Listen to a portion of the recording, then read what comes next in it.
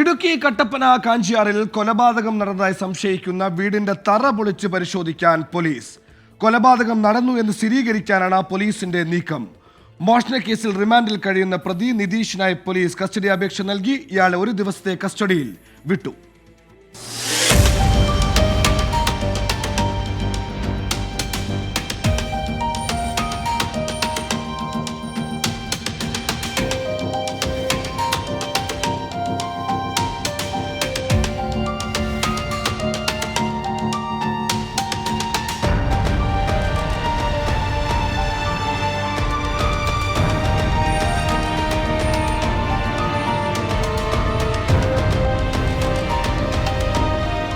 കട്ടപ്പനയിൽ 2 പേരെ കൊലപ്പെടുത്തി 2 വീടുകളിലായി കുഴിച്ചുമൂടിയെന്ന സംശയത്തിന് ഇന്ന് വ്യക്തത വന്നേക്കും.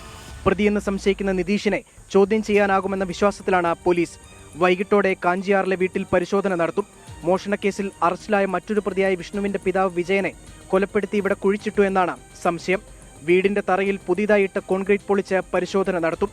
ഇവിടെ നിന്നും സംശയത്തെ സാധൂകരിക്കുന്ന തെളിവുകൾ ലഭിച്ചാൽ കുഞ്ഞിനെ മറവ് ചെയ്തുവെന്ന് പറയുന്ന സ്ഥലത്തും പരിശോധനയുണ്ടാകും. എന്നാൽ ഈ ആരോപണങ്ങളെക്കുറിച്ചോ പ്രതികളെക്കുറിച്ചോ തങ്ങൾക്കൊന്നും അറിയില്ല എന്നാണ് ജനപ്രതിനിധികളടക്കം പറയുന്നത്. അച്ഛനും മോനും മാത്രമുള്ളെന്നായിരുന്നു നമുക്ക് അന്ന് അറിവ് കിട്ടിയത്. പിന്നെ ഞാൻ ഇവിടെ പല പ്രാവശ്യം ഈ വീട്ടുകാരെ പരിചയപ്പെടാൻ വേണ്ടി ഇവിടെ വന്നപ്പോഴൊന്നും ഇവരെ കണ്ടിട്ടില്ല. നമ്മുടെ വാർഡിൽ നിന്ന് ഹരിതകർമ്മസേനക്കാരും ആശാവർക്കർമാരും കൂടെ വരാറുണ്ട്. വീടുകൾ സന്ദർശിക്കുമ്പോൾ ആ സമയത്തൊന്നും ഇവർ ഇവിടെ ഇല്ലെന്ന് പറഞ്ഞായിരുന്നു. വിഷ്ണുവും പിതാവ് വിജയനും ചേർന്നാണ് വീട് വാടകയ്ക്കെടുത്തത്. സഹോദരിയും മാതാവും പൂനെയിൽ ജോലി ചെയ്യുകയാണെന്ന് വിഷ്ണു അയൽവാസിയോട് പറഞ്ഞിരുന്നു. കൂടാതെ വിഷ്ണു എന്ന പേരിനു പകരം അജിത്ത് എന്നാണ് പറഞ്ഞിരുന്നതും.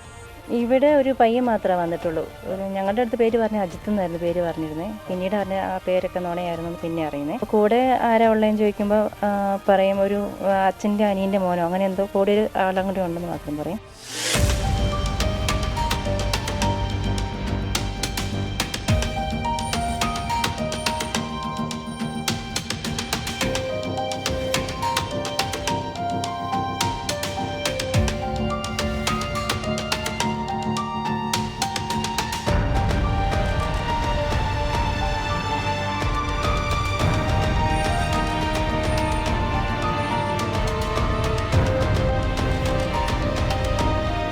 കൊല്ലപ്പെട്ടു എന്ന് സംശയിക്കുന്ന വിജയനെ നാട്ടുകാരും കണ്ടിട്ടില്ല.